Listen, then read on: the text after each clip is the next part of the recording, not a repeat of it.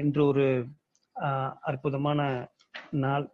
அதாவது நம்முடைய மகரிஷியோடு 42 வயதில் இணைந்த வள்ளலார் அவர்களுடைய பிறந்த தினம். சென்னையில் உள்ள 7 கிணறு உள்ள வீராசாமி பிள்ளை தெருவில் அவர் வசித்த வீட்டில் இன்னைக்கு மிக பிரமாதமான விழா நடந்துகிட்டு இருக்கு. அப்படிப்பட்ட இன்னைக்கு ஒரு அற்புதமான நாளில் நான் உங்களை ஜூம் லைன் மூலமாக சந்திக்கிறதுக்கு இறையர்களும் குருவர்களும் துணை செய்திருக்கிறதுக்கு மிகுந்த சந்தோஷம். நன்றி வாய்ப்பளித்த அனைவருக்கும். இன்னைக்கு இருப்பை நோக்கி அப்படிங்கிற ஒரு தலைப்புல நம்ம பேசுறதுக்கு முயற்சி பண்ணியிருக்கோம். இது என்ன இருப்பை நோக்கி, இது வித்தியாசமா இருக்கே அப்படின்னு உங்களுக்கு தோணலாம். நம்முடைய எல்லாருடைய இருப்பு, மகரிஷி எளிமையா சொல்லுவாங்க, எல்லாருடைய இருப்பும் சுத்தவெளி தான். அந்த சுத்தவெளி அப்படிங்கிற அந்த இருப்பை நோக்கி நாம் ஒவ்வொரு நாளும், அது ரொம்ப எளிமையா சொல்லுவாங்க, அதாவது பெண்கள் புகுந்த வீட்டுக்கு போயிட்ட பிறகு கூட ஒவ்வொரு நாளும் ஏதோ ஒரு நிமிடத்தில், ஏதோ ஒரு வினாடியில் தன்னுடைய தாய் வீட்டை நினைச்சு கொள்வாங்க.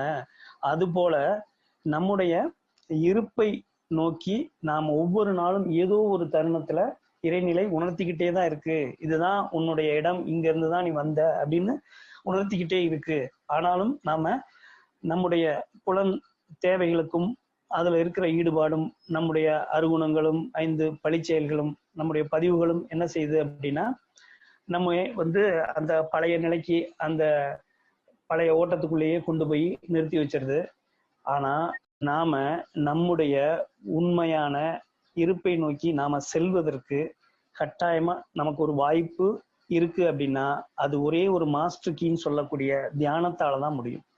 அந்த தியானத்தால நமக்கு நம்முடைய இருப்பை நோக்கி பயணம் செய்ய முடியும்னு சொன்ன பல மகான்கள்ல மகரிஷியும் ஒருத்தர். ஆனா பல மகான்களும் நம்முடைய இருப்பை பத்தி எந்த கவலையும் பண்ணல. நீங்க குடும்பஸ்தனா, குடும்பத்துல இல்லையா, நீங்க இளைஞர்களா, 14 வயதுக்கு மேற்பட்டவர்களா, உடலும் உயிரும் உள்ள ஒரு ஜீவனா, எதுவும் பார்க்கல. பொதுவா சொல்லியிருந்தாங்க. பதஞ்சலி யோக சூத்திரத்துல அதை முறைப்படுத்துறப்ப அவங்க பல கட்டளைகள் போட்டாங்க. அவங்க அஷ்டாங்க யோகத்துல ஒரு தியானம் பண்ணணும்னா, அல்லது ஒரு உயிரினம் பற்றிய அறிவு வேணும்னா அதற்கு பல தகுதிகள் வேணும் அப்படின்னு சொன்னாங்க. அதுவும் பெண்களுக்கு இதை விட மோசம். 40 வயசுக்கு மேல மெனோபஸ்ன்னு சொல்லக்கூடிய அவங்களுடைய அந்த மாதாந்திர பிரச்சனை இருந்து விலகினதுக்கு அப்புறம் தான் யோகத்திற்கே லாயக்கு அப்படின்னு சொல்லி அவங்களையும் ஒதுக்கி வச்சாங்க.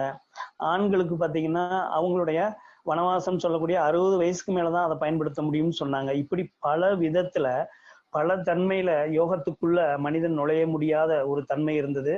ஆனா ஆன்மாவை பத்தி தெரிஞ்சுக்கிறதுக்கு மனிதர்களுக்கு என்ன தகுதினா, கட்டாயமா அவங்க 14 வயசுக்கு மேல உடலும் உயிரும் உள்ள ஒரு ஜீவன் மட்டுமே போதும் அப்படின்னு கொண்டு வந்தது மகரிஷி மட்டும்தான்.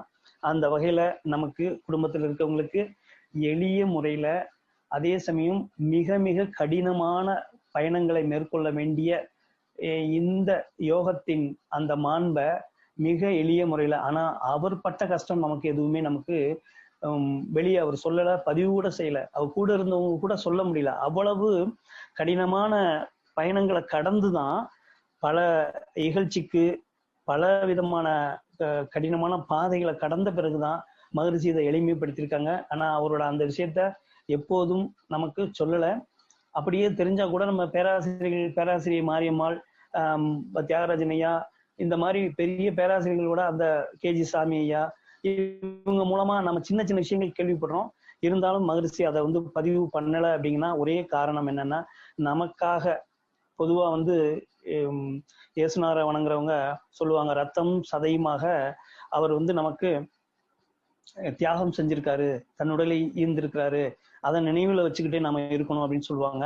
அதுபோல அவர் தன்னுடைய மொத்த வாழ்க்கையுமே அந்த யோகா வாழ்வுல ஒவ்வொரு குடும்பஸ்தர்களும் அவங்க மேன்மைப்பட்டா மட்டும்தான் இந்த உலகத்துல அவங்க உயர்ந்த நிலைக்கு போக முடியும். எல்லாருக்கும் ஆனதுதான் ஆன்மீகம்.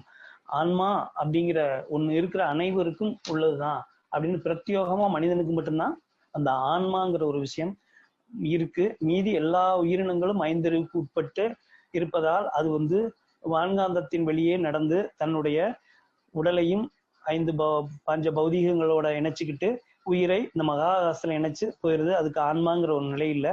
மனிதன் என்ற ஒருவனுக்கு மட்டும்தான் ஆன்மா, அகம், உள்ளம் அப்படிங்கிறது இருக்கு.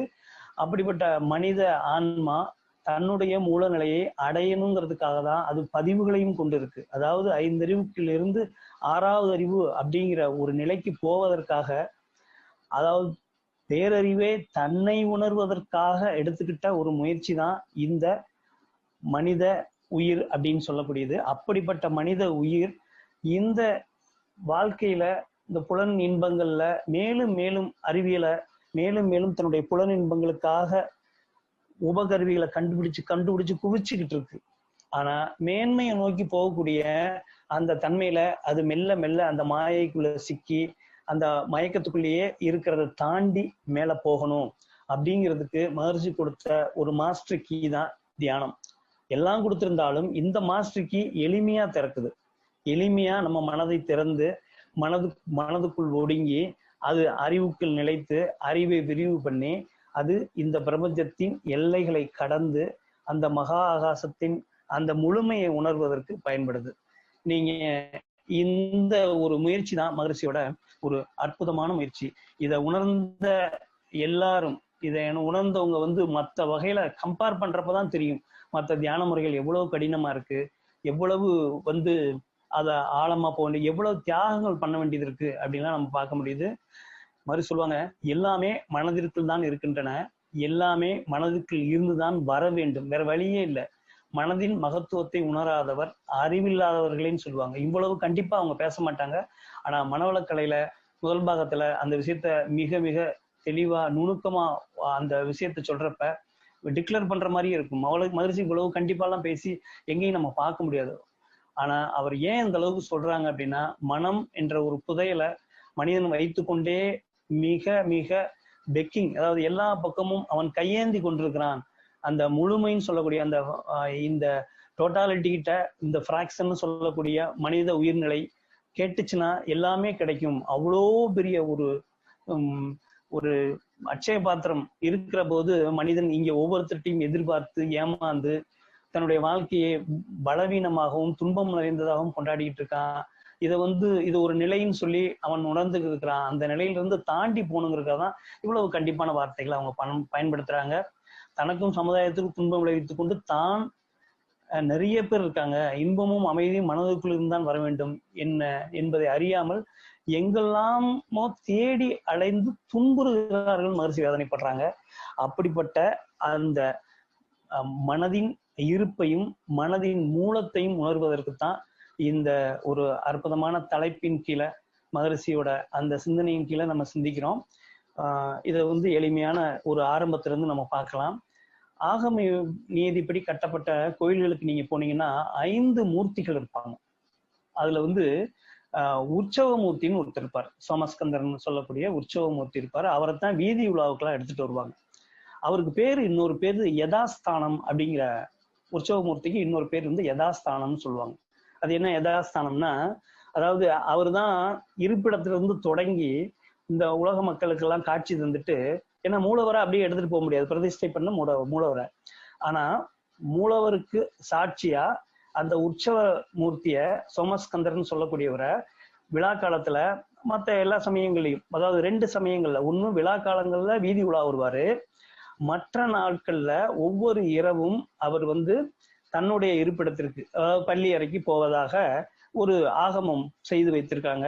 அப்படி போகக்கூடிய உற்சவ மூர்த்திக்கு சோமஸ்கந்தர் அப்படின்னு சொல்லக்கூடிய ஒரு 5 மூர்த்திகள்ல அவரும் ஒருத்தர். அவர் என்ன செய்யறாரு அப்படின்னா, வீதி உலா வந்த பிறகு தன்னுடைய இருப்பிடத்தை நோக்கியே போயிடுறாரு. இதுதான் மனதோட நிலையும். மனம் இந்த உயிருக்குள்ள இருந்து 5 கருவிகளுக்குள்ள அது நிலைச்சு இந்த பஞ்ச பௌதிகத்துக்குள்ள அது நின்று தன்னுடைய இன்பங்களை போதிய அளவுக்கு அனுபவித்த பிறகு தன்னுடைய இருப்பான 6வது நிலையை நோக்கி திரும்பி போவதுதான் அதோட முழுமை. அதாவது மனதின் நோக்கமும் மனதின் முழுமையும் அது இறைநிலையை நோக்கி போகணும். அந்த யதாஸ்தானம் அது எங்க பிரதிஷ்டை பண்ணப்பட்டிருக்கோ அந்த இடத்திற்கு போகப்பட வேண்டும். அப்படிங்கிறது தான் இந்த சிந்தனையோட மகரிஷி கொடுத்துருக்குறாங்க. யதாஸ்தானம் பிரதிஷ்ட பயாமி அப்படிங்கிற வார்த்தை தான் இன்னைக்கு நம்ம சிந்தனையோட அடித்தளம். அதாவது முழுமையை நோக்கிய பயணம் அப்படிங்கிறது.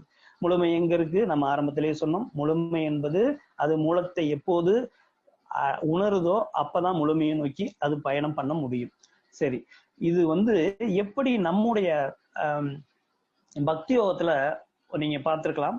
பக்தி யோகத்துல அதுவும் ஒரு எல்லா பக்கமும் ஒரு வினோதமா சொல்லுவாங்க ஒரு விஷயம் என்னன்னா, நம்ம பக்தி யோகத்துலதான் கடவுளை கூப்பிடுவாங்க.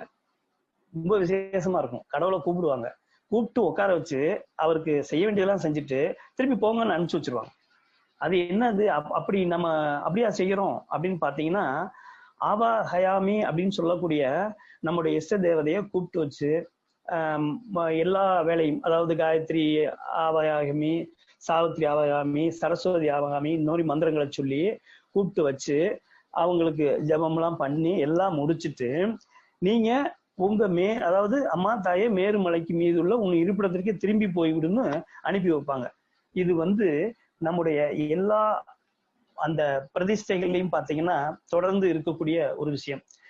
இத நம்ம வீட்டுக்கு எப்படி யாரையாவது விருந்துக்கு அழைச்சு அவங்களுக்கு எல்லா செயல்களும் செஞ்சு அவங்கள திருப்திப்படுத்தி அனுப்புறோமோ, அதே போல மனிதர்கள் நம்முடைய பூஜைகள்ல இந்த மாதிரி வேலையை நம்ம தொடர்ந்து செஞ்சுக்கிட்டே இருக்கோம். அதாவது எப்படி நம்முடைய விசேஷத்துல பண்றோம்னா அதுக்கு என்னென்ன அடிப்படைகளை நம்ம பண்றோம் அப்படிங்கிறது உங்களுக்கு தெரியும். ஒரு இறைவனோட இருப்பிடம் உயர்ந்ததா தாழ்ந்ததா அப்படிங்கிறதுக்கு எப்போதுமே நம்ம ஒரு இது வச்சிருப்போம். மகரிஷி மலத்திற்கும் மலருக்கும் இடைப்பட்ட அந்த ஒரு அற்புதமான பாடல்கள் மூலமா விளக்கியிருப்பாங்க. அது போல இந்த உலகத்துல எதுவும் உயர்ந்ததும் இல்லை, எதுவும் தாழ்ந்ததும் இல்லை. அந்த ரெண்டு விஷயத்தை உணர்த்துறதுக்காக பாத்தீங்கன்னா 2 விஷயம்தான் மிக எளிமையா செஞ்சிருப்பாங்க. வெறும் சாணம். அந்த சாணம் உங்களுக்கு தெரியும், ஒரு பசுமாட்டோட சாணத்தை எடுத்து வச்சுக்கிறது, அது ஒரு கழிவு. அந்த கழிவிலும் இறைவன் இருக்கிறான் அப்படிங்கிறதையும், அதே போல எந்த விதையும் இல்லாம வளரக்கூடிய அருகம்புல், எப்போதும் அருகி தானே வளரக்கூடிய அந்த அருகம்புல், இந்த 2ஐயும் வச்சு நீங்க வணங்கினாலே இறைவன் உங்க இல்லத்திற்கு நீங்க கூப்பிட்ட இடத்தில் உட்காருவாரு. அந்த இடத்துல ஆவகயாமி அப்படின்ற இடத்துல பிரதிஷ்டை ஆவாரு அப்படின்ற ஒரு எளிமையான பக்தியோக அடிப்படையில நமக்கு உருவாக்கி கொடுத்ததுதான் இந்த பூஜா முறையில, ஆகம முறையில நமக்கு கொடுத்துருக்குறாங்க. அப்படிப்பட்ட அந்த முழுமைய நாம எப்படி வெளியில பக்தி யோகத்துல கடைபிடிக்கிறோமோ, அதுவும் எப்படி ஒரு விரலளவு பருமனுள்ள பிள்ளையார் அதுல ஒரு தர்பகுள்ள வச்சு நாம கூப்பிட்டாலே இறைவன் வருவார்னா, இறைவன் எவ்வளவு எளிமையானவர்னு கொஞ்சம் யோசிச்சு பாருங்க. அப்படிப்பட்ட இறைவனை ஹோமகுண்டத்துல, கலசத்துல, களிமண் சிலையில, வெறும் மஞ்சள் பொடியில, வெறும் நம்முடைய இந்த தர்ப புல்லை வச்சு நம்ம அழைக்க முடியும் அப்படின்னா, நம்ம எல்லோராலும் இறைவனை தரிசிக்க முடியும், இறைவனை நம்ம மனதுக்குள்ள கொண்டு இருத்திக்க முடியும் அப்படிங்கிற ஒரு அற்புதமான ஒரு விஷயத்தை நம்ம ஞானிகள் பக்தியோகத்தோட ஆரம்ப நிலையில நமக்கு கொடுத்திருக்கிறாங்க. அந்த கொடுக்கப்பட்ட அதே நிலைய பக்தியோகத்துல இருந்து, அதாவது காயில இருந்து பழமாக மாறக்கூடிய ஞான யோகத்திற்கு வர்றப்ப அதே இறை நிலைய நம்ம மனதுக்குள் கொண்டு நிறுத்தினா, அந்த மனதுக்குள்ள இருக்கக்கூடிய அந்த தன்மையோட நாம கலக்கிறப்ப நாம மூலத்தை நோக்கி, அதாவது இறைவனோட இருப்பிடத்தை நோக்கி நாம போக முடியும்னு காட்டினதுதான் இந்த தியானத்தின் உச்சகட்ட ஒரு ஆரம்பம்.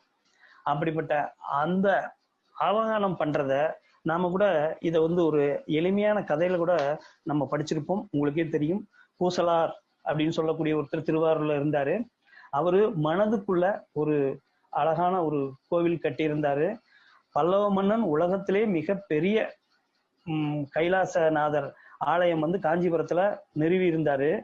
அதுக்கு அவரு மிக மிக உயர்ந்த ஜோதிடர்கள் மூலமா நாள் குறித்து இறைவன்கிட்ட அவர் இறைவன் அந்த இடத்துல பிரதிஷ்டை பண்ணணும்னு நினைச்சப்ப, அவருக்கு கனவுல எம்பெருமான் சிவபெருமானே கனவுல கொஞ்சம் அந்த நாளை வேறொரு நாளை நீ முடிவு பண்ணிக்க. காரணம் என்னன்னா, அந்த பூசலார்னு சொல்லக்கூடிய ஒருத்தர் எனக்கு ஏற்கனவே அந்த முடிவு பண்ணிட்டாரு. அந்த நாள்ல நான் அங்க எனக்கு திருவாரூர்ல அவருடைய கோவில்ல எனக்கு வேலை இருக்கு, நான் அங்க போறேன் அப்படின்னு சொல்றாரு. உடனடியா மன்னர் அப்படி என்ன அவ்வளவு பெரிய கோயில் பூசலார் கட்டியிருக்காரு அப்படின்னு சொல்லி வேவு படை இதுகளெல்லாம் வச்சு போய் பாக்குறப்ப எந்த கோயிலுமே இல்லை. அந்த கோவில்ல அந்த ஊர்ல எந்த ஒரு புதிய சிவன் கோயில் கட்டுறதுக்கான கூடிய எந்த ஒரு அறிகுறியும் தெரியல. திருப்பியும் அவருக்கு உணர்த்துறதுக்காக இறைவன் சொல்றாரு, அவரு கட்டி இருக்கிறது அவருடைய மனதால கட்டப்பட்ட கோயில் அப்படின்னு சொல்றாரு.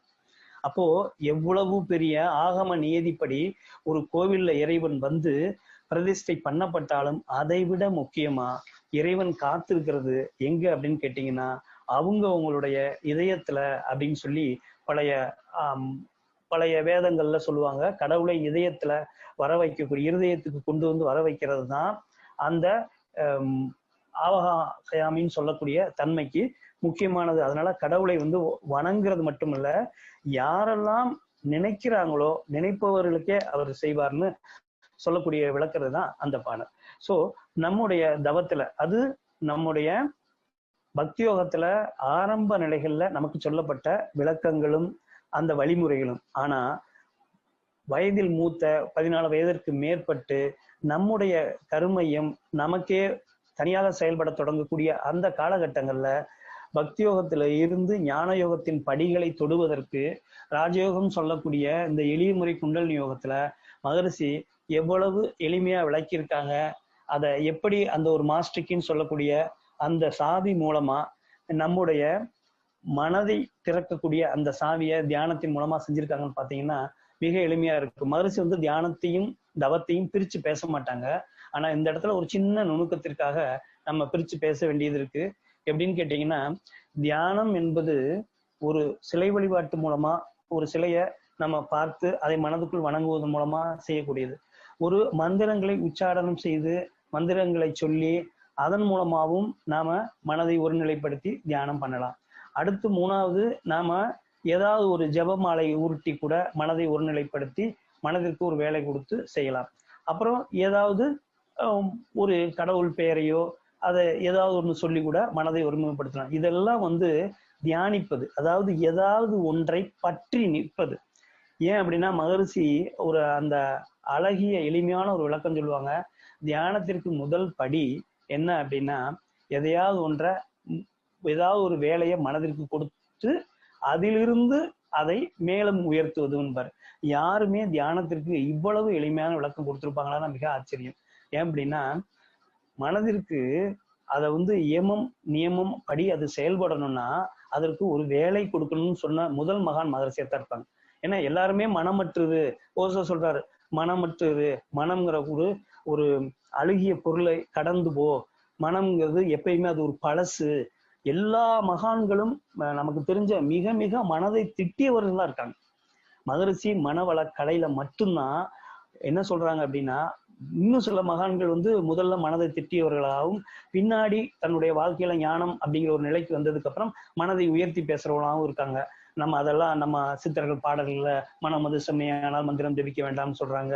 மனம்ங்கிற அந்த கோயிலுக்குள்ளதான் நான் எல்லாத்தையும் அடைந்தேன்னு சொல்றாங்க. ஆனா ஆரம்ப காலங்கள்ல எல்லாமே மனதை கடந்து போறதுக்கு சிரமப்பட்டிருக்காங்க.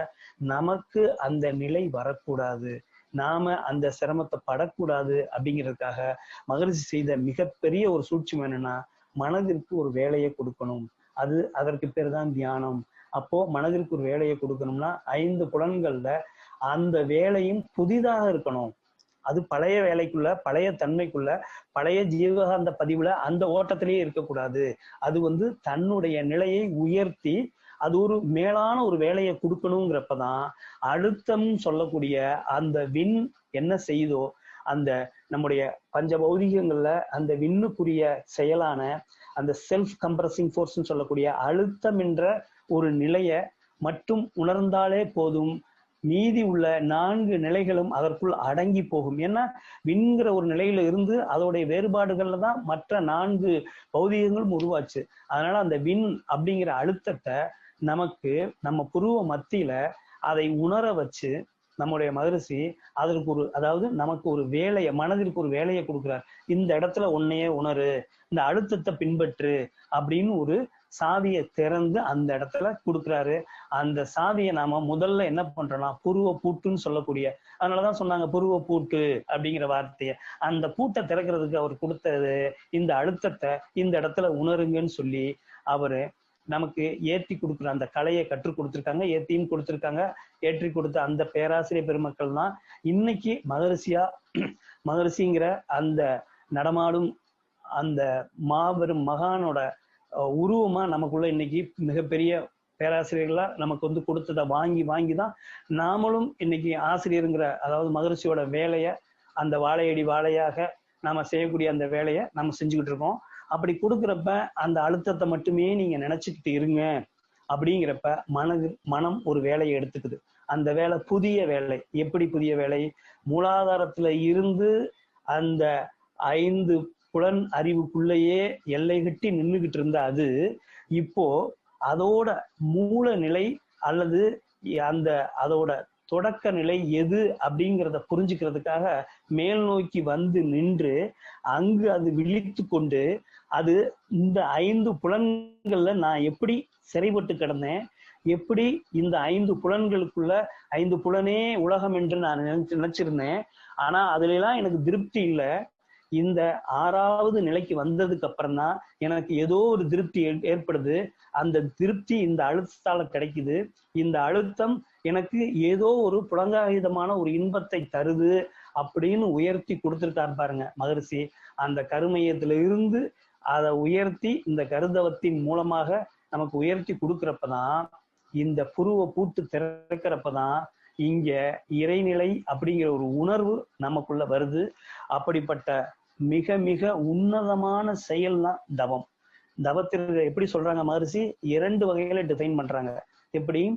இந்த உயிருக்கு மறுபிறப்புங்கிறாங்க. ஏன்? காலங்காலமா இந்த உயிர் வந்து இந்த 5 அறிவுக்கு உட்பட்டு இந்த கீழ்நிலையிலேயே இருந்து வாழ்க்கையை அனுபவிச்சு, நம்ம முன்னோர்கள் முழுக்க ஒவ்வொருத்தரா அனுபவிச்சு ஆனா 6வது நிலை ஒண்ணு இருக்கு அப்படின்னு அவங்க பக்தி யோகத்துல கடந்து வர முடியாதப்ப ஞான யோகத்தின் முதல் படிக்கட்டை எது அப்படின்னா இந்த ஆக்னா தியானம் தான். ஆக்னை அப்படின்னு சொல்லக்கூடிய வார்த்தையை KP உதயகுமார் ஐயா வந்து அழகா சொல்லுவாங்க. ஆக்னாங்கிற வார்த்தைக்கு கமாண்டுன்னு அர்த்தம். அதாவது கட்டளை இடக்கூடிய தன்மை இருக்கு. இந்த 5 புலன்களுக்கு கட்டளை இடக்கூடிய தன்மை இந்த பிட்யூட்டரி சுரப்புக்கு தான் இருக்கு. அப்படிப்பட்ட அந்த சுரப்பில ஏத்தி கொடுக்குறப்ப இந்த 5 புலன்களும் அப்போதுதான் தன்னுடைய நிலைய, தன்னுடைய எல்லைய, தன்னுடைய அறிவை பயன்படுத்த தொடங்குது. அப்பதான் அந்த 5 அளவு முறை அப்படிங்கிற ஒரு விஷயமே நமக்குள்ள கட்டுப்படுது. நாமளா நினைச்சு எத்தனைய புலன்களை கட்டுப்படுத்தினாலும் கட்டாயமா அது பீறிட்டு கொண்டோ ஏதோ ஒரு வாய்ப்பு கிடைக்கிறப்பையோ ஏதோ ஒரு வெளி தூண்டுதலாலேயோ தன்னோட எல்லையை கடந்து ஓடி போறதுக்கு வசதி இருக்கு. ஆனா எந்த ஒரு காரணத்தை கொண்டும் அது நம்ம புருவ பூட்டு திறக்கப்படுறப்ப அதற்குள்ள அந்த அற்புதமான அந்த சிம்மாசனத்துல அது உட்கார்றப்ப, தன்னுடைய இருப்பு நிலையான அந்த சிம்மாசனத்துல உட்கார்றப்ப பாத்தீங்கன்னா அதோட நிலை மிக உயர்ந்த நிலை அடையுது. அந்த நிலையில இருந்து இந்த 5 புலன்கள்ல ஒரு உணர்வான அந்த அழுத்தம் எனும் அந்த உந்த ஆற்றலை, அந்த உந்தாற்றல் எங்க இருந்து பிறந்தது? அது முழுக்க முழுக்க செல்ஃப் கம்ப்ரஸிங் ஃபோர்ஸ்ன்னு சொல்லக்கூடிய அந்த கினமேட்டிக் குவாரிங் ஃபோர்ஸ்ன்னு சொல்லக்கூடிய அந்த அந்த சூழ்ந்தழுத்தும் ஆற்றலும் அந்த காலம் என்று சொல்லக்கூடிய அந்த நுண்ணறிவும் கலந்த ஒரு தன்மை தான் நாம இந்த இடத்துல உணர்றோம். எவ்வளவு பெரிய ஒரு மகா ஒரு பிரதிஷ்டைய நமக்கு புருவ மத்தியில மகரிஷி பண்ணி கொடுத்துருக்காரு. அதை எளிய முறையில நம்முடைய இருக்கவங்கள கூட ஒரு சிலரை நான் கேள்விப்படுறேன். இன்னும் மன்னிச்சுக்குங்க சொல்றதுக்கு, இருந்தாலும் நான் சொல்ல வேண்டியதா இருக்கு.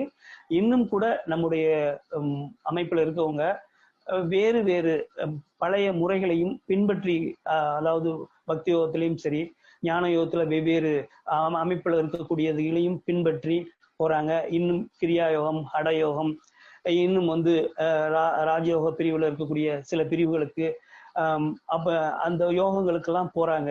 ஆனா நீங்க போங்க, அது தப்பு கிடையாது. ஆனா எளிய முறைய உங்க கருமையத்துக்குள்ளேயே நுழைந்து இந்த 2 தன்மைகள்ல நமக்கு இருக்கக்கூடிய தாய் தந்தைன்னு சொல்லக்கூடிய அந்த இறந்த காலத்திலும் எதிர்காலத்திலும் நாம நின்று நின்று நின்று இந்த உடலை மீண்டும் மீண்டும் பிறக்க வச்சுக்கிட்டே கிடந்தமே, அதுல இருந்து விடுவிக்கிறதுக்கு இந்த மகான் நமக்கு செய்து கொடுத்த அந்த சூட்சும நாடியை தூண்டி நம்முடைய புருவ மத்தியில கொண்டு வந்து வச்சது அவ்வளவு சாதாரணமான விஷயமா உங்களுக்கு நடக்கல. இன்னும் சொல்ல போனா உங்களுடைய ஒவ்வொரு பிறவியிலும் நீங்க வேண்டிக்கிட்ட அந்த அந்த பிரேயர் தான் உங்களை இங்க கொண்டு வந்து நிறுத்தி இருக்குங்கிற அந்த உன்னதமான நிலையை நீங்க உணர்ந்தீங்கன்னா மகரிஷியோட பாதத்தை கெட்டியா பிடிச்சுக்குவீங்க. அவர் அதை விரும்ப மாட்டாரு. இருந்தாலும் சொல்றேன், அவருடைய பாதத்தை கெட்டியா பிடிச்சிங்க. ஏன்னா ஒரு குறிப்பிட்ட அளவு வளர்ற வரைக்கும் கட்டாயமா குருவினோட பாதம் மிக மிக இறுக பற்றி கொள்ள வேண்டிய ஒரு விஷயம். ஏன் அப்படின்னா, நாம பல சமயம் விலகி நடக்கிறப்ப குருவோட அந்த நம்முடைய இருப்பை நோக்கி திசையை திருப்புறது குரு மட்டும்தான். இதை நீங்க ஒவ்வொருத்தரும் உங்களுடைய நிலையில இருந்து கதறி கதறி புரிஞ்சுக்க வேண்டிய ஒரு விஷயம். இத மூத்த பேராசிரியர்கள் நல்லா உணர்வாங்க.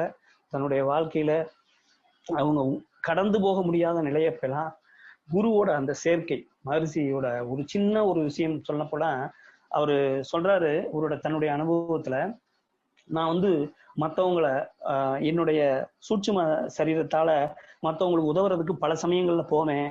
சில சமயம் என்னையும் மீறி என்னை பித்து எடுத்துக்கொள்வார்கள்னு சொல்லுவார். பிச்சு எடுத்துக்கிறாங்க அப்படிங்கிறாரு. ஏன் அப்படின்னா, தன்னுடைய அனுபவத்துல அவர் சொல்ல வர்றப்போ ஒரு இடத்துல சொல்றாரு, என்னன்னா, நான் மற்றவர்களை வாழ்த்துறதுக்கு நான் நம்முடைய சூட்சும பயணத்தின் மூலமா முயற்சி பண்றப்ப என்னுடைய அந்த சூட்சும சரீரத்தை ஒருமைப்படுத்தி நான் செய்யணும் ஒரு காரியம் நினைக்கிறப்ப என்னால முடியாது. 12 மணிக்கு மேல காலையில அந்த 3 மணிக்குள்ளதான் எனக்கு அது சாத்தியமா இருக்கும். மீதி நேரங்கள்ல என்னை பிச்சை எடுத்துக்கிட்டே இருப்பாங்கன்னு சொல்லுவார். அந்த மனிதனை கொஞ்சம் யோசிச்சு பாருங்க. நாம அவர் இருக்கிற வரைக்கும் சரி, எல்லா சமயமும் அவரை அவரோட அந்த உயிர் சக்திய, அவரோட அந்த ஆன்மாவோட அந்த இயல்பை நம்ம பூரா பயன்படுத்திக்கிட்டே இருந்திருக்கோம். கூப்பிட்ட இடத்துக்கெல்லாம் அவர் போயிருக்காருன்னு நினைச்சப்ப நம்மளால சில விஷயங்களை எப்படி சொல்றது, தாங்கிக்க முடியல. அந்த அளவுக்கு அவர் நம்மளோட ஒன்னா இருந்திருக்காரு, இருக்கவும் செய்யறாரு. இப்போ ஒவ்வொரு பேராசிரியர்களுக்கு உள்ளேயும் அவர் வீட்டில் இருக்கிறாரு. அவரோட அந்த கட்டளைகளை தான் அவர் உடலா இருந்து ஒவ்வொரு பேராசிரியரும் செஞ்சுக்கிட்டு இருக்காங்க. அதனால நமக்கு தேவையான சில பின்பற்றுதல் அவங்க மூலமா நம்ம பெற முடியும். அதனால அது எல்லாமே குரு உட்பட ஒரு விஷயத்தை மட்டும் புரிஞ்சுக்க வேண்டியது நம்ம அடிப்படை. குருவும் ஒரு குறிப்பிட்ட தூரம் மட்டும்தான் வருவதற்குரியவர், அதை மறந்துடாதீங்க. ஏன்னா நான் அந்த ஆசிரியர் பயிற்சிகளுக்கு போறப்ப சில அந்த துணை பேராசிரியர்களை தொடங்குறப்ப, ஏபிடில தொடங்குறவங்க பாத்தீங்கன்னா 2 வருஷங்கள் அவங்க கட்டாயமா தான் எந்த நிலை, தனக்கு எது வரும், தனக்கு தியானம் வருமா, தனக்கு அந்த மகரிஷியோட அந்த விஷயங்களை விளக்கி சொல்லக்கூடிய சிந்தனை உரை வருமா, அல்லது தொண்டு செய்வதற்குரிய மன்றங்களுக்கு, அறிவு திருக்கோயிலுக்கு தொண்டு செய்யக்கூடிய நிலை வருமா அப்படிங்கிறத அவங்க உணர்ந்து அந்த விஷயத்த அவங்க எடுத்துக்கணும். எடுத்துக்காம மீண்டும் மீண்டும் மீண்டும் அவங்க என்ன செய்யறாங்க அப்படின்னா, 2 வருடங்கள் அவங்களுக்கான அந்த தன்னை உணரக்கூடிய, தன்னுடைய நிலையை உணரக்கூடிய அந்த 2 வருடங்கள் அவங்க அசிஸ்டன்ட் ப்ரொஃபஸர் ட்ரைனிங்ல இருக்கவங்க எடுத்துக்கிட்டு, அதுக்கடுத்து தனக்கு என்ன வரும் மன்றத்துல, நான் எனக்கு தியானம் உருகி அதாவது தியானத்தை எந்த நிலைக்கு உயர முடியுமோ அந்த நிலைக்கு எனக்கு தியானம் எடுக்க முடியுமா, கட்டாயமா அதை மட்டும் செய்யுங்க, ஒன்றும் பிரச்சனை இல்லை. நீங்க ஒரு முழுமையான பேராசிரியர் மாதிரி சொல்லுவாங்க, ஒரு பிரம்மஞானி அவன் எந்த வேலையுமே செய்ய வேண்டியதில்லை. அவன் பிரம்மஞானியா இருந்து பிரம்மத்தை உணர்ந்தாலே போதும். அவன் இந்த பிரபஞ்சத்திற்கு நல்ல அலைகளை கொடுத்துக்கிட்டே இருக்கான். அதுவே பெரிய தொண்டும்பார். அதனால நீங்க உங்களுக்கு என்ன வரும், தியானம் வருமா, தியானம் வருதா, தாராளமா தியானம் போய் எடுங்க. மன்றத்துக்கு நமக்கு கிடைக்கிற வாய்ப்புகள் இன்னைக்கெல்லாம் மிகப்பெரிய பரந்த அளவுல, திருப்பூர் மக்களுக்கு மட்டும்தான் அது ஒரு பெரிய கொடுப்பினை. ஏகப்பட்ட மன்றங்களுக்கு காத்துக்கிட்டு இருக்கு. சாயந்தரம் எடுக்கிறதுக்கும், காலையில எடுக்கிறதுக்கும், இன்னைக்கு ஆன்லைன்ல எடுக்கிறதுக்கும் எவ்வளவு வாய்ப்பு இருக்கு. அதை செய்யுங்க. இல்ல எனக்கு விளக்க உரை சொல்ல முடியும், தீட்சை கொடுக்க முடியும் அப்படின்னா தீட்சை கொடுக்கறதுக்கு போங்க. இன்னும் சிலருக்கு நம்முடைய சக ஆசிரியர்கள்ட்டே சில ஒரு மனக்குறை இருக்கு. என்னன்னு கேட்டா, தீட்சை கொடுப்பதால் நமக்குடைய சக்திகள் ஜீவகாந்தம் செலவாகுதுன்னு. மகரிஷி இந்த இடத்துல நீங்க ரொம்ப நல்லா புரிஞ்சுக்கணும். சக்தி குறைபாடு ஒண்ணு ஏற்படுதுன்னா அப்படி ஒரு விஷயத்தை அவர் செஞ்சிருக்கவே மாட்டார். அதை நீங்க புரிஞ்சுக்கணும். எந்த குறைபாடும் ஏற்படாது. இறைக்க ஊரும் கிணறு போல நம்முடைய மகரிஷியோட எல்லா செயல்களும் நம்முடைய உயர்த்துறதுக்கு தான். அதனால எந்த ஒரு கட்டத்திலும் உங்களுடைய ஜீவகாந்தம் உங்களுக்கு தேவையானது போக மீதி உள்ளதை வளர்த்து கொள்வதற்காகத்தான் கண்ணாடி பயிற்சியும் தீப பயிற்சியும். அப்படி கொடுத்து உங்களை உயர்த்தி நீங்க அடுத்தவங்களுக்கு கொடுக்கக்கூடிய அருள் நிதி அப்படின்னா அவ்வளவு சாதாரணமான ஆள் நீங்க கிடையாது. நீங்க ஒரு மிகப்பெரிய ஒரு ஜீவாத்மா வந்து பரமாத்மா உயர்ந்த நிலையில தான் நீங்க அந்த சமயத்துல அந்த சட்டன் ஸ்டேஜ்ல நீங்க என்னவா இருக்கீங்கன்னா ஒரு கடவுளாவே தான் இருக்கீங்க. ஏன் அப்படின்னா இந்த 5 புலன்களை கடந்து அந்த ஆன்மாவிற்கு அந்த உயிருக்கு மறுபிறப்பு கொடுக்கக்கூடிய சக்தியை உங்க விரலுக்கு கொடுத்துருக்காருன்னா நீங்க புரிஞ்சுக்கணும் எவ்வளவு பெரிய ஒரு உயர்ந்த நிலைக்கு உங்களை கொண்டு போய் வச்சிருக்காரு மகரிஷி அப்படின்னு. அது மட்டுமல்ல, ஒவ்வொரு உடற்பயிற்சி ஆசிரியரும் பாத்தீங்கன்னா அந்த ஆன்மாவுக்கு முதல் சேவை செய்யறவங்க. அதனால உங்களுக்கு உடற்பயிற்சி வருதுன்னா அதையாவது சொல்லி கொடுங்க, அதை டீப்பா புரிஞ்சுக்குங்க, அதை செய்யுங்க. தியானம் வருதா, தியானம் மட்டுமே செய்யுங்க, தியானம் மட்டுமே சொல்லி கொடுங்க, தியானம் மட்டுமே நடத்துங்க. இல்ல எனக்கு எல்லா விஷயங்களையும் விரிவா பிரிச்சு பேசி மகரிஷியோட அந்த குரலா நான் இருக்கணும்னு நினைக்கிறீங்களா, நீங்க குரலா இருங்க, தப்பே கிடையாது. உங்களுக்கு என்னெல்லாம் முடியுமோ அதான் அந்த 2 வருஷத்துல முடிவு பண்ணுங்க. தேடி தேடி மீண்டும் மீண்டும் மீண்டும் மீண்டும் பேராசிரியர்கள் பேச்சை மட்டுமே நான் கேட்கிறேன், என்னால தொடர்ந்து என்னால எதுவும் பண்ண முடியலங்கிற அந்த பிழைய தொடர்ந்து பண்ணாதீங்க. அது மிஸ்டேக். 2 வருஷத்துல நீங்க யாரு, உங்களுக்கு என்ன வருங்கிறத முடிவு பண்ணுங்க. மகரிஷியோட பேச்சுக்களையும் மகரிஷியோட எழுத்துக்களையும் தொடர்ந்து எந்த மகானும் செய்யாத ஒரு விஷயத்த மகரிஷி செஞ்சுட்டு போறாரு. கம்ப்ளீட் சொல்யூஷனா கொடுத்துட்டு போயிட்டார். புத்தகங்களையும் சரி அவரோட பேச்சிலையும் சரி. அதை தொடர்ந்து கேளுங்க. தொடர்ந்து கேட்கறதோட நிறுத்தாதீங்க, தொடர்ந்து எழுதுங்க, அதை குறிப்பிடுங்க. இன்னைக்கு கூட நம்ம ஒரு பேச்சை பேசணும்னா எந்த முனையில ஆரம்பிக்கணும்னு கவலைப்படுறோம், எப்படி அதை தொடங்குறோம், எந்த கவலையும் வேண்டாம். அவரை நினைச்சுக்கிட்டு நீங்க தொடங்குங்க, அவரு அந்த வேலையை செய்வார். அதனால நீங்க அந்த உங்களுக்கு என்ன வேலை கொடுத்துருக்கிறாரு, உங்களுக்கு அந்த தீட்சை மூலமா தேடி தேடி நீங்க அந்த ஆன்மாக்களுக்கு அந்த உயிருக்கு ஒரு விடுதலை கொடுக்குறீங்க. சரி, இது மட்டுமா நீங்க செய்றீங்க? அடுத்து தீட்சையில 2வது ஒரு வேலை செய்யறீங்க, அறிவுக்கு விடுதலை கொடுக்குறீங்க. அந்த 5 புலன்களுக்குள்ள கிடந்த அந்த அறிவுக்கு விடுதலை, உயிருக்கு மறுபிறப்பு. இந்த 2 வேலையை ஒரு தீட்சையில சில செகண்ட்ல உங்களால செய்ய முடிகிற அளவுக்கு நம்முடைய ஆன்மாவை உயர்த்திருக்காருன்னா அந்த மனிதரை நாம இல்ல மனிதரைத்தான் அவரை கொண்டாடணும். ஏன் அப்படின்னா நீங்க தெய்வம்னா நம்ம நிச்சயமா ஒரு தப்பு பண்ணிடுவோம், அவருக்கு நமக்கும் வேறுபாடு இருக்கு, அவர் அப்படி ஒரு பிறப்புக்கு தான் அதெல்லாம் வாய்ப்பு இருக்கு, நமக்கு இல்லைன்னு சொல்லி ஒதுக்கி வச்சு அவருக்கு சிலை வழிபாடும் பூ போடுறதும் ஆரம்பிச்சிருவோம். கட்டாயமா அவர் மனிதராத்தான் கடைசி வரைக்கும் இருந்திருக்காரு. தன்னுடைய இறப்பையும் மிக சாதாரண மனிதனா இருக்குன்னு சொல்லுவாரு. அது மட்டும் இல்ல, உங்களுக்கே தெரியும், அவரை அவரோட கடைசி அந்த இது கூட ஒரு சாதாரண மனிதனுக்கு ஏற்படுற மாதிரிதான் நடத்தணுமே. ஒரு சித்தர் ஆகம நியமப்படி நாம அவரை அவருடைய கருவறைய அந்த கல்லறையை ஏற்பாடு பண்ணினாலும் அவர் விரும்பாத ஒரு விஷயம் என்னன்னா, ஏன்னா தன்னை உயர்ந்த ஆத்மாவுன்னு என்னைக்குமே அவர் காட்டிக்கல. அது நமக்காகத்தான் அவர் செஞ்சிருக்கார் அந்த விஷயத்த. ஏன்னா உங்களுக்கே தெரியும், சித்து விளையாட்டு வேணான்னு சொல்லுவாரு, ஆனா சித்து ரசங்கள் முழுவதும் அவர் அறிஞ்சவர். அவரோட பாடல்களே நம்ம அதை உணர முடியும். எல்லாமே தெரிஞ்சவர். வேதங்கள் எதுவும் நான் கற்கவே இல்லைன்னு சொல்லுவாரு, ஆனா வேதத்துல எங்குமே உயிரை பற்றி சொல்லவில்லைன்னு சொல்லுவார். அப்படின்னா என்ன அர்த்தம்? இறைநிலையிலிருந்து எல்லாவற்றையும் புரிந்து கொண்ட அந்த மனிதர் தன்னை கடைசி வரைக்கும் மனிதராகவே சொல்லிட்டு போயிருக்காரு. அதனால மகரிஷியோட அந்த சமயங்கள்ல கூட அந்த குருவோட அந்த இது சொல்றப்ப பல சமயங்கள்ல அவரோட செயலை மட்டும்தான் நான் சொல்லுவேன். அந்த குருவோட மகானோட அந்த அவரோட பிறப்பெப்ப, அவரோட வளர்ப்பெப்ப, அவருக்கு அதை எதுவுமே நான் சொல்ல மாட்டேன். என்ன காரணம் அப்படின்னா ஒரே காரணம் தான், அவர் என்ன அந்த மனித குலத்துக்கு செஞ்சிருக்காரு. அவர் ஒரு சித்தர்னு நாம எல்லாரும் பெருமையா சொல்லிக்கிறோம். சித்தர்கள் யாராவது தன்னுடைய பேரை ஒழுங்கா சொல்லிட்டு போயிருக்காங்களா? நாம அவங்கள பாக்குற விதத்தை வச்சுதான் அவங்கள நாம வணங்கிக்கிட்டு இருக்கோம், பேர் சொல்லிக்கிட்டு இருக்கோம். புலிப்பாணி சித்தருங்கிற அவரு புலியில வந்தாரு அப்படின்னு நாமக்குள்ள ஒரு தோணுது. சட்டைநாத சித்தர் சட்டை எழுந்திருந்தாரு, அதனால சட்டைநாத சித்தர். பாம்பாட்டிங்கிறவரு அவர் பாம்புகளோட அதிகமா இது எதுவுமே அவங்களோட பேர் கிடையாது. பேர் அவசியம் இல்லை. ஏன் அந்த மனித குலத்திற்கு ஏதாவது ஒண்ணு பண்ணணும் அப்படிங்கிற நோக்கமே உங்களுடைய வாழ்க்கைய முழுமையாக்கிறது, வெற்றி ஆக்கிறது. அப்படிப்பட்ட ஒரு உங்களுடைய எல்லா காரியங்களையும் எதையும் கெடுக்காம செஞ்சுக்குங்க. ஆனா உங்களுக்குள்ள அந்த இறைத்தன்மையை கொடுத்துட்டு போன அந்த குருவோட அந்த தீட்சையை மறக்காதீங்க. 7 ஜென்மத்திற்கும் அது உள்ள உறங்கி கிடக்கூடிய ஒரு மாபெரும் சக்தி. இன்னும் சொல்ல போனா அந்த புருவ பூட்டை அவர் எப்ப திறந்து கொடுத்தாரோ அன்றிலிருந்து நீங்க வேறொரு பிறப்பா மாறி இருக்கீங்க. அது உங்களுக்கு எப்படி தெரியும்னு சொல்ல முடியாது. ஆனா 3 வகையில அது உங்களுக்கு உணர்த்தப்பட்டு கொண்டேதான் இருக்கும். முதல் வகை, உங்களுக்கு ஏதோ ஒரு மனித ரூபத்துல நீங்க எப்படிப்பட்டவர்னு சொல்லி ஏதோ ஒரு குரல் உங்களை அழைத்து கொண்டே இருக்கும் அந்த மூல பிரவேசத்திற்கு. 2வது, ஏதோ ஒரு நிகழ்ச்சி வாழ்க்கையில நீங்க செய்த ஒரு வேலை முழுமையா தோல்வி அடைஞ்சிருக்கும். அந்த தோல்வியோட புள்ளியோட எண்டுல நீங்க யோசிச்சு பாருங்க, உங்களுடைய தன்மை புரியும். இது எதற்காக நிகழ்த்தப்பட்டிருக்கு, எதை உணர்த்துவதற்காக நிகழ்த்தப்பட்டிருக்கு நினைச்சு பாருங்க. அந்த இடத்துல இல்ல ஒரு உங்களுடைய ஒரு பொருள், நீங்க ரொம்ப விரும்பி வச்சிருக்க பொருள் ஒன்னும் உடைஞ்சு போயிருக்கும், காணாம போயிருக்கும், திருடு போயிருக்கும், எதுவோ ஒண்ணு நடந்திருக்கும். அந்த எண்டுல, அந்த ஏமாற்றத்தோட எண்டுல யோசிச்சு பாருங்க, இறைநிலை உங்களுக்கு ஏதோ ஒரு பாடத்தை புதைச்சு வச்சிருக்கும்.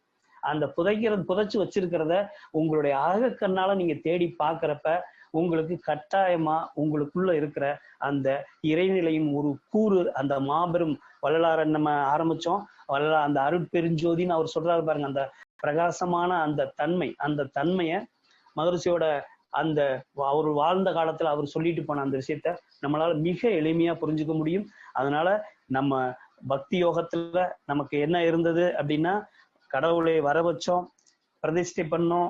நம்ம விநாயகர் சதுர்த்தி கூட அதுதான், 3 நாள் வைத்து அவரை வழிபடும் விதமா வழிபட்டு என்னென்னலாம் படைக்க முடியுமோ படைச்சிட்டு கடைசியா அந்த சிலையை கரைக்கிறதுக்குரிய அந்த தத்துவம் என்ன அப்படின்னா, நம்முடைய மும்மலங்களையும் அப்படி கழித்து நாம போகணும் அப்படிங்கிறது ஒரு மிக முக்கியமான ஒரு விஷயம். நம்ம பார்த்தோம் அந்த யதாஸ்தானம் சொல்லக்கூடிய ஒரு விஷயத்துல பிரதிஷ்டை பண்ணப்பட்ட அந்த மூலவரை அந்த சோமஸ்கந்தர்னு சொல்லக்கூடிய உற்சவரா எடுத்துட்டு வந்து பண்ணிட்டு திருப்பி அந்த மூலத்துக்கு கொண்டு போய் வைக்கிறோம். அது போல நம்ம மனம் எல்லா விஷயங்களையும் ஈடுபட்டாலும் அது மூலத்தை நோக்கி அது ஒவ்வொரு நாளும் போகணும். அந்த 2 வேளைகளையும் தவம் செய்யும் போது அல்லது ஒரு வேளை தான் கிடைக்குதான்னா அந்த இடத்துக்கு போகணும், போய் சேரணுங்கிறதான் இந்த சிந்தனையோட அடிப்படை தன்மை. அதுலயும் உங்களுக்கு ஒரு விஷயத்த நம்ம இன்னைக்கு காலையில கூட சாமலிபுரம் வகுப்புல அதை பத்தி ஒரு பேச்சு வந்தது. அதாவது இறைவன் எப்போது சந்தோஷமா இருப்பாருன்னு கேட்கிறப்ப ஒரே ஒருத்தர் மட்டும் இல்லை அதை தொட்டு காட்டினாரு. இறைவன் மிக சந்தோஷமா இருக்கும் நேரம் அந்த ராக்கால பூஜைன்னு சொல்லக்கூடிய இரவு நம்மளுடைய சிவன் கோயில்கள்ல நடை சாத்த போறோம், எல்லாரும் வெளியே போங்க அப்படின்னு ஒரு வார்த்தை சொல்லுவாங்க. ஆனா ஒரு கதவு சாத்தியிருப்பாங்க, இன்னொரு கதவு திறந்திருக்கும். மூலவருக்கு அந்த ஸ்கிரீன்லாம் போட்டு க்ளோஸ் பண்ணிடுவாங்க. அதுக்கப்புறம் ஒரு சாயரட்சைன்னு ஒரு பூஜை நடக்கும், மிக மிக உயர்ந்த பூஜை. அந்த பூஜையில நம்முடைய நிச்சயமா இந்த யதாஸ்தானம் பிரதிஷ்டாபனை ஆமி அப்படிங்கன்னு சொல்லக்கூடிய இந்த சிந்தனை உரையை கேட்டவங்க எல்லாம் கட்டாயமா அந்த கோவில்ல போய் அந்த விஷயங்களை கவனிங்க. அதாவது மூலவருக்கு பொதுவா ஒரு உற்சவ மூர்த்தியை கொண்டாந்து ஒரு பல்லக்கில் வச்சு அவரை தூக்கிட்டு போவாங்க. தூக்கிட்டு போறப்ப சாமரம் வீசுவாங்க. சாமரம் வீசுறதோட நம்முடைய தேவாரம் திருவாசகம் பாடுவாங்க. பாடி அந்த கோவிலை சுத்தி அந்த பள்ளியறையில கொண்டு போய் அவரை ஒரு ஊஞ்சல்ல வச்சு அந்த இதெல்லாம் காமிச்சு அவரை சந்தோஷமா உள்ள கொண்டு போய் வைப்பாங்க. இந்த இடைப்பட்ட நேரம் இருக்கு பாருங்க, அதாவது அந்த உற்சவமூர்த்தி கிளம்பி அவர் அந்த பள்ளியறை போகக்கூடிய அந்த இடைப்பட்ட நேரத்துல கேட்கக்கூடிய எல்லா வரங்களும் இறைவன் மிக சந்தோஷமான மனநிலையில கொடுப்பாரு. காரணம் என்னன்னா, கடமையை ஆற்றி விட்டு அவர் கிளம்பி தன்னுடைய வீட்டுக்கு இல்லத்திற்கு தன்னுடைய மனையாளை பார்க்க சந்திக்க போகும்போது மிக சந்தோஷமான ஒரு நிலையில இருப்பாரு. அப்படிப்பட்ட நிலையில கேட்கக்கூடிய எல்லா வரங்களும் கிடைக்கும் ஒரு ஐதீகத்துல கோவில்கள்ல வச்சிருக்காங்க. அந்த சமயங்களை பாருங்க, அதுதான் நம்முடைய ஹயாமின்னு சொல்லக்கூடிய இந்த பிரதிஷ்டை பண்ணிட்டு நாம திருப்பியும் கடவுளை அவரோட இருப்பிடத்திற்கு கொண்டு வைக்கக்கூடிய இடம். அந்த இடத்துல ஒரு முக்கியமான ஒரு தகவலும் நம்ம சொல்லணும், மகரிஷி சொல்லி இருக்கிறதுனால. அந்த பள்ளியறை என்பது ஒவ்வொரு கோவிலிலும் தியானம் செய்ய வேண்டிய தியானத்திற்காக ஒதுக்கப்பட்ட இடம். ஆனா அதை கடவுளை கொண்டு போய் அங்க வச்சு அதை ஒரு பிரதிஷ்டை பண்ணி முடிக்கிறதா நம்முடைய ஆகம நேதியில எங்கேயோ ஒரு தவறுல அதை கொண்டு உள்ள புகுத்திட்டாங்க. ஆனா பள்ளியறை என்பது ஒவ்வொரு கோவில்களும் ஒவ்வொரு மனிதர்களும் தியானம் செய்வதற்கு ஆன்மா லயப்படுவதற்கு கொடுக்கப்படக்கூடிய ஒரு ஆகம நியதிப்படி அமைத்த இடம்தான் பள்ளியறை. ஆனா அதை பூட்டி வச்சு நம்ம பெருமைப்பட்டுக்கிட்டு இருக்கிறோம். அது காலங்களால மீண்டும் திறக்கப்படலாம், அது அப்படிப்பட்ட இடமா மாறலாம். அப்படிப்பட்டு மாறுறப்ப நாம அந்த இடத்த தியானத்துக்கு பயன்படுத்திக்கலாம். அதனால நம்முடைய கோவில்கள்ல நடக்கக்கூடிய அந்த செயல்கள் முழுவதுமே கடவுளை உள்ளே உணர்வதற்காக. அந்த செயலை நாம தியானத்துல மகரிஷி கொடுத்திருக்கிற அந்த யதாஸ்தானம் பிரதிஷ்டபாமின்னு சொல்லக்கூடிய அந்த அர்த்தம் இருப்பை நோக்கி நம்மை திருப்பிக் கொள்வதற்கான ஒரு அற்புதமான வாய்ப்பு தியானம் மட்டுமே அப்படின்னு சொல்லி இந்த சிந்தனையை உங்களோடு பகிர்ந்து கொள்வதற்கு, குருவை பத்தி நினைக்கிறதுக்கு மிகப்பெரிய பல பேராசிரியர்கள் இருக்கும் போதும் என்னை போன்ற ஒரு சாதாரணமானவர்களுக்கு இந்த வாய்ப்பை கொடுத்த எல்லோருக்கும் நன்றி கூறி விடைபெறுகிறேன். வாழ்க வளமுடன். வாழ்க வளமுடன் ஐயா.